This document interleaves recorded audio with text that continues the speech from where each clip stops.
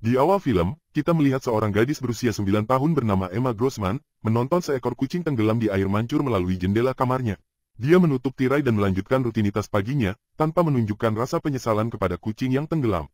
Emma tinggal bersama ayahnya yang sudah menduda bernama David Grossman. Dia adalah murid yang sangat baik dan anak yang sopan. Namun, dia tampaknya tidak memiliki emosi manusia. Hari itu saat sarapan, Emma bercerita tentang ambisinya untuk memenangkan penghargaan kewarganegaraan di sekolah.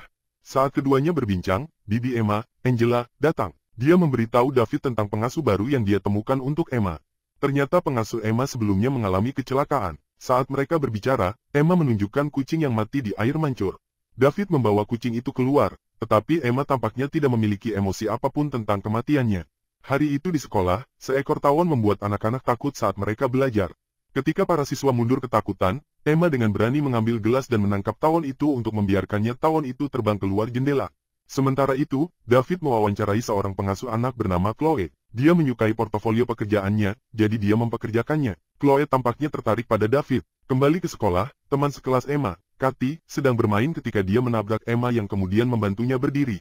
Gurunya menyaksikan kejadian tersebut. Sepertinya Emma mencoba untuk berbelas kasih untuk memenangkan penghargaan kewarganegaraan. Malam itu, Emma berlatih tersenyum di depan cermin. Keesokan harinya adalah hari penghargaan. David mendandani Emma dan mengantarnya ke sekolah. Semua orang tua dan siswa duduk di antara para hadirin, ketika guru mengumumkan bahwa Milo telah memenangkan penghargaan kewarganegaraan. Emma sangat kecewa. Ketika David berbicara kepada Emma tentang kemenangan Milo, dia mengatakan bahwa dialah yang pantas, dan mulai menghina Milo. Dia meminta maaf ketika David menatapnya dengan tidak setuju. Beberapa waktu kemudian, saat tidak ada yang melihat, Emma mengajak Milo untuk menunjukkan tebing di dekatnya. Ketika Milo menyarankan untuk kembali, Emma berjalan ke arahnya, dan layar menjadi kosong. Kemudian, ketika orang tua Milo bertanya apakah dia melihatnya, dia berbohong dan mengatakan bahwa dia tidak melihatnya sejak api unggun. Tiba-tiba, dua anak perempuan berlari dari suatu tempat, berteriak minta tolong. Semua orang tua berlari untuk melihat Milo telah jatuh dari tebing dan tenggelam di lautan. Ayahnya menggendong tubuhnya yang terdampar, dan mencoba memberikan CPR, tapi Milo sudah meninggal. Keesokan paginya saat sarapan, David bertanya kepada Emma bagaimana perasaannya, tetapi dia sama sekali mengabaikan fakta bahwa temannya meninggal sehari sebelumnya. Kemudian, pengasuh anak yang baru, Chloe, datang ke rumah. Malam itu, David tidak ada di rumah. Emma menemukan Chloe di kamar David sedang mencuri beberapa obat David. Kemudian saat mereka menonton film, Emma mengkonfrontasi Chloe tentang obat-obatan tersebut. Dia berjanji tidak akan memberitahu David jika Chloe melakukan apa yang dia inginkan. Emma kemudian memerintahkannya untuk mengambilkan es krim. Chloe menyebut gadis kecil itu jalang, tapi melakukan apa yang dikatakannya. Keesokan harinya adalah hari peringatan Milo. Setelah upacara, semua orang menangis kecuali Emma. David berbicara dengan orang tua Milo, dan mengetahui bahwa logam itu hilang.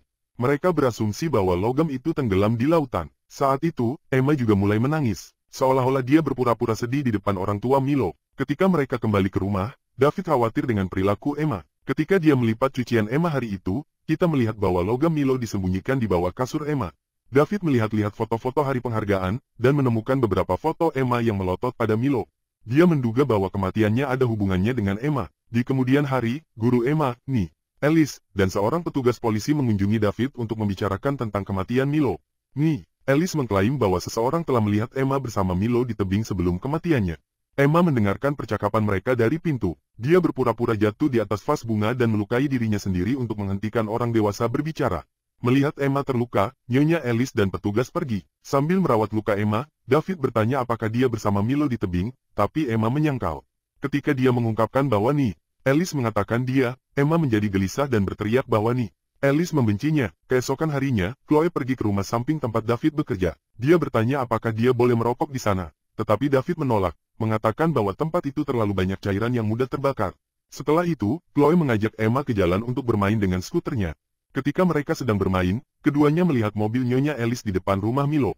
Dia berbicara dengan ibu Milo. Chloe mengatakan bahwa mereka sedang membangun sebuah kasus terhadap Emma. Dia tahu bahwa Emma telah melakukan sesuatu pada Milo. Namun, gadis kecil itu bertingkah seolah-olah dia tidak tahu apa yang dibicarakan Chloe. Ketika mereka kembali ke rumah, mereka melanjutkan percakapan. Chloe memberitahu Emma bahwa jika mereka mengetahui apa yang terjadi pada Milo, mereka akan mendudukkan Emma di kursi listrik. Hal ini membuat Emma takut, tapi dia tetap tidak mengaku melakukan apapun. Di kemudian hari, Chloe mencari Emma di sekitar rumah, ketika kita melihat sarang tawon yang tadinya berada di langit-langit kakus sudah tidak ada. Kemudian, kita melihat Alice berkendara menjauh dari rumah Milo. Saat dia mengemudi, seekor tawon mengalihkan perhatiannya yang hampir menyebabkan kecelakaan. Dia terus mengemudi ketika kamera menyorot ke kursi belakang. Sarang tawon terletak di sana. Emma menaruh sarang tersebut di dalam mobil untuk mencoba membunuh gurunya. Kembali ke rumah, Chloe menemukan medali Milo di bawah kasur Emma. Dia menggantungkannya di lampu di meja rias David agar Emma bisa tertangkap. David sedang berada di kamar mandinya, ketika Emma datang ke kamarnya dan melihat medali tersebut. Dia mengambilnya dari lampu dan menyembunyikannya di belakangnya, tetapi David menyadarinya. Dia membawanya kembali ke kamarnya, dan mengonfrontasi Emma tentang hal itu. Emma berbohong dan mengarang cerita tentang Milo yang memberikan medali itu kepadanya saat mereka bermain. David pergi berkendara untuk mengalihkan pikirannya dari hal ini, ketika dia melihat sebuah mobil jatuh di sisi jalan. Dia juga menelepon Angela dan memintanya untuk mencarikan Emma seorang terapis. David mulai mendapatkan mimpi buruk tentang Emma dan Milo. Keesokan harinya, Emma mengkonfrontasi Chloe tentang dirinya yang menaruh medali di sana. Dia sangat marah. Saat itu, David turun ke bawah dan meminta Emma untuk ikut dengannya. Dia membawanya ke rumah Milo untuk mengembalikan medali tersebut kepada ibunya. Dia bingung, tapi bersyukur karena dia mengembalikannya. Dia kemudian memberitahu mereka tentang kematian Nyonya Alice. Dia mengalami kecelakaan mobil karena tawon. David terkejut. Emma mulai menangis, menyatakan bahwa Alice adalah guru favoritnya. Namun, dalam perjalanan pulang, Emma tampaknya telah melupakan kematian Alice dan berbicara tentang membuat kue dengan Chloe. David merasa gelisah dengan perilaku Emma. Kemudian, saat David bekerja di kakus, dia menyadari bahwa sarang tawon telah hilang. Dia mencurigai putrinya atas kematian Nyonya Alice. Keesokan harinya adalah pertemuan pertama Emma dengan terapisnya, Dr. March. Dia dan Emma mengobrol panjang lebar. Setelah sesi tersebut, dokter mengatakan kepada David bahwa Emma sama seperti anak normal lainnya. Emma bahkan menipu seorang psikiater. Ketika keduanya kembali ke rumah, David menemukan Chloe sedang berjemur dengan bra olahraganya. Dia memintanya untuk menemui Emma. Saat Chloe dan Emma berbicara, dia memberitahu gadis kecil itu bahwa David menatapnya dengan menggoda sebelumnya. Dia juga menambahkan bahwa dia bisa menjadi ibu tirinya. Dengan marah, Emma berteriak padanya untuk menjauh dari ayahnya. Malam itu, Emma bertanya kepada David apakah dia menyukai Chloe. David bingung. Dia juga mengungkapkan tentang Chloe yang ingin menjadi ibu tirinya. Namun, David terlambat untuk kencan, jadi dia pergi tanpa memberikan banyak penjelasan. Beberapa waktu kemudian, Chloe mendengar suara berisik saat dia sedang menonton TV. Dia mencari Emma, tapi tidak menemukannya dimanapun. Dia melihat ke kakus melalui jendela dan melihat bayangan di sana. Dia keluar untuk mencarinya. Ketika dia masuk ke kakus, pintunya tertutup. Dia mencoba membukanya tetapi tampaknya terkunci dari luar. Saat itu api mulai menjalar di lantai. Chloe melihat Emma mengawasinya melalui jendela. Dia mencoba untuk memukulnya namun api justru memanjakannya, dan akhirnya membunuhnya. David pulang ke rumah untuk menemui petugas pemadam kebakaran dan para medis di rumahnya. Mereka memberitahunya tentang kematian Chloe. Emma telah dibawa ke rumah petugas, dia akhirnya mendapatkan Emma dan memeluknya. Malam itu, David datang ke kamar Emma. Dia duduk di depannya dan dengan penuh kasih bertanya apakah dia menyakiti Milo. Dia meyakinkannya bahwa dia akan melakukan apapun yang dia bisa untuk membantunya, tetapi dia harus mengatakan yang sebenarnya. Emma akhirnya mengakui bahwa dia mendorong Milo dari tebing. Dia membuat alasan dengan mengatakan bahwa dia akan melaporkannya karena mengambil medalinya. Dia kemudian dengan santai mengatakan bahwa dia tidak akan melakukannya lagi. David merasa ngeri. Dia kemudian bertanya tentang Nyonya Lafaya, pengasuh Emma sebelumnya. Dia mengungkapkan bahwa dia mendorongnya menuruni tangga karena Nyonya Lafaya memegang tangannya. Dia kemudian mengklaim bahwa Lafaya seharusnya lebih berhati-hati. Emma menjadi semakin agresif saat dia berbicara. Ketika ditanya tentang apa yang dia lakukan pada Chloe, dia berteriak pada David dan menyalahkan Chloe karena mencoba menjadi ibu tirinya. David cemas, dia tidak percaya bahwa putri kecilnya dapat melakukan hal yang mengerikan. Keesokan paginya, Sheriff kota menelepon David dan mengatakan bahwa dia ingin bertemu Emma.